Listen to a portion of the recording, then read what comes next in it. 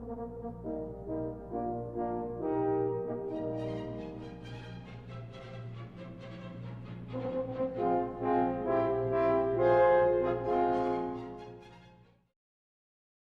I think once it goes down and it cracks below that 4,000 mark, it's going to be a psychological thing. When they see a 3 on the number for Bitcoin, 3,000 something, I think it's going to be a psychological thing when it breaks down below that point. I think what we're going to actually see is a small, not a real big rally, but a small rally is what I'm expecting. But I'm expecting once this rally begins, I'm expecting the price to shoot up rather rapidly. So I think today is I think we're in a day where we're in the process of getting close to this little rally, and that's why I bought in. I wanted to get this program out there to you guys fairly quickly because that's kind of what I'm expecting. I'm expecting the price to shoot back up to $5,000.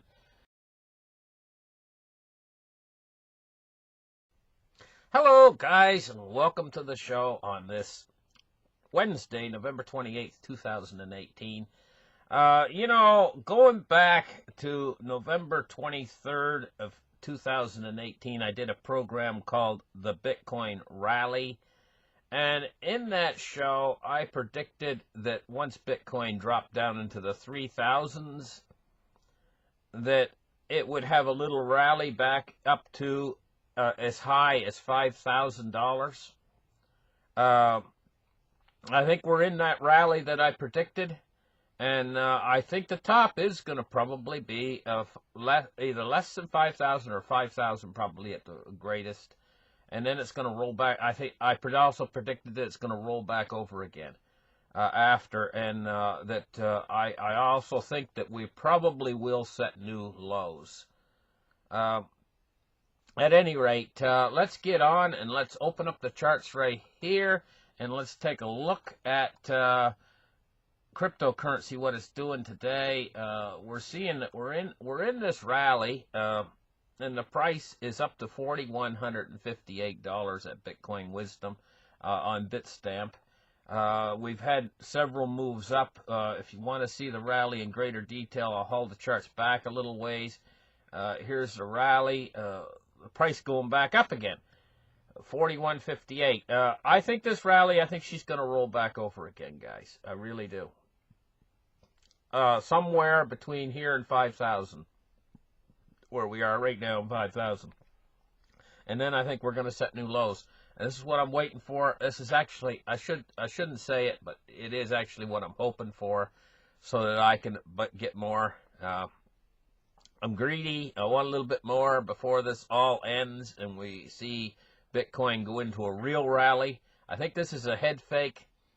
At any rate, let's take a look at cryptocurrency market capitalizations. What we're seeing right here is we're seeing the Bitcoin prices taking off. Some of them are going up really rather large, like Litecoin. It's back up to 34.86. It's up 17%, 17.6%. So we got $137 billion market capitalization with Bitcoin dominance at 53.3%. Let's take a look at this article here. Now, the people that are against cryptocurrency, they have a number of concerns, and they're expressing these concerns. This article comes from Bullion Vault. It says FedCoin is going to kill Bitcoin.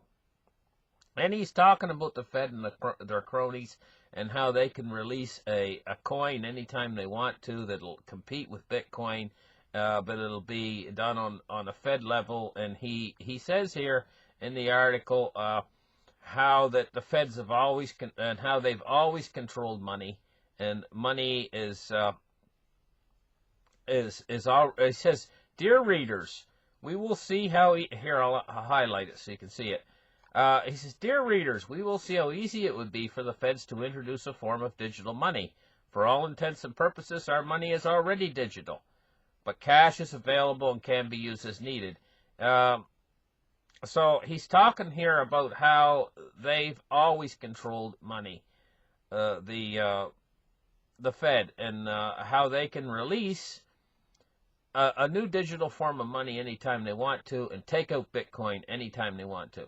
I'm going to say, hey, hold on a minute. Screech the tires on the car here for a second. You know,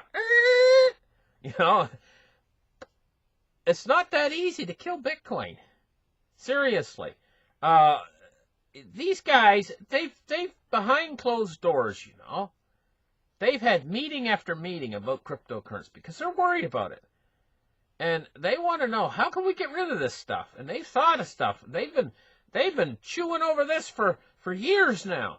Going back, I don't know, quite a few years. They've been making meetings and talking about cryptocurrency and doing cryptocurrency studies and everything else. And they've patented their own cryptocurrencies, and they've done dozens of things. And Bitcoin's bigger than it ever was. Don't you think that if they could have taken this thing out, that they would have taken this thing out just in the last few years? But there's more.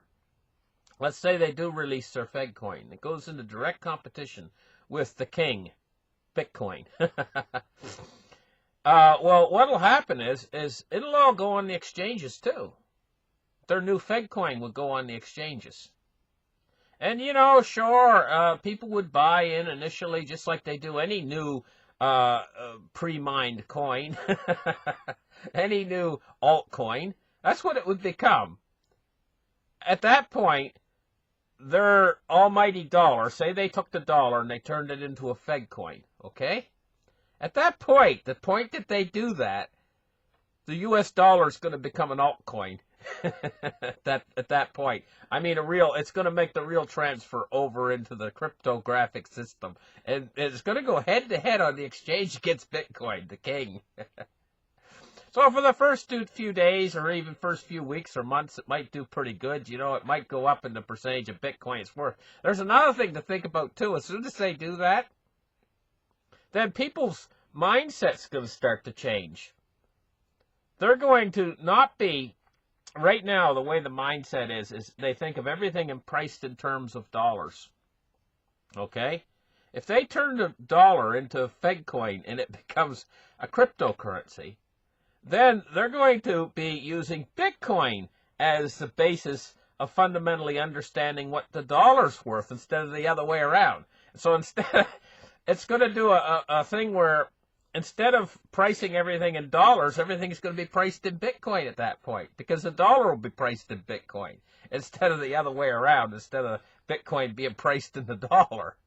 If you turn the dollar into a Fed coin, and it goes head-to-head on the exchange up against the king, Bitcoin, well, this is going to completely change the world space, because the old dollar won't exist anymore, and now you'll have the new dollar as Fed coin. It's a cryptocurrency, too, like Bitcoin. The first few days, first few months is going to do rather good on the exchanges, but then the price is going to fall off like every new altcoin. And in fact, because it would be the altcoin of America, it would be like the new dollar, and the price falls off, they're going to rush into Bitcoin to get out of it. It's going to be a pump and dump. And emphasis on the word dump. So that's what would happen, and they know it. But they might try in desperation to do it anyway, and they might try to promote their new altcoin, which might hold up the value a little bit better against Bitcoin, and they might actually be successful at fighting against Bitcoin for a while in this way on a one-to-one basis. Now, if they try to outlaw Bitcoin, then all they're going to do is send Bitcoin underground, and it's going to continue to grow. I mean, if they try to get rid of it, if they make it completely outlawed, they would have to destroy every computer on Earth to get rid of it, because the blockchain record can be stored in any computer. This thing's not as easy to get rid of as you would think, quite seriously. It's like getting rid of a cockroaches in your house or something, you know what I mean? You say, oh, I got the answer, I'll use poison, and you poison your house, and the cockroaches feed on the poison, for crying out loud, and they get more cockroaches than ever, and this is the way. Bitcoin's like a cockroach. You can't kill the goddamn thing. irks its way into every corner of the internet. The only way to destroy it would be to turn the internet off. But now what they've done is they've integrated our society into the internet in a way where if you turn the internet off, we all die too. You know, I mean, it's simple as that. Everything. Every time I go to a store, for crying out loud, I'm disgusted. Not really absolutely disgusted, but I'm just like disgusted with what's going on with the way people pay for things now. Nobody uses cash anymore. And don't they realize how vulnerable that system is that they're using? One good Carrington event, like happened in the 1800s, would wipe out our payment structure for the entire world because everybody pays with debit or with a credit card now. They don't even have any cash in their pocket. Cash, a Carrington event, if you don't know what a Carrington event is, it was an X-class solar flare that come down and hit the Earth and knocked out basically there wasn't a power grid back then in the 1800s. They had a telegraph system, though, that was similar to a power grid, and it wiped out the telegraph system, where they couldn't send a telegraph for I guess, a few weeks, you know, because it burned out the wires. But in a modern-day world, what it would do is it would burn out our internet. It would be gone. And it would be gone for months. Well, we're making ourselves vulnerable now. Cash is not vulnerable to that sort of a thing. I mean, you know, your cash, you hold it in your hand just like gold or silver.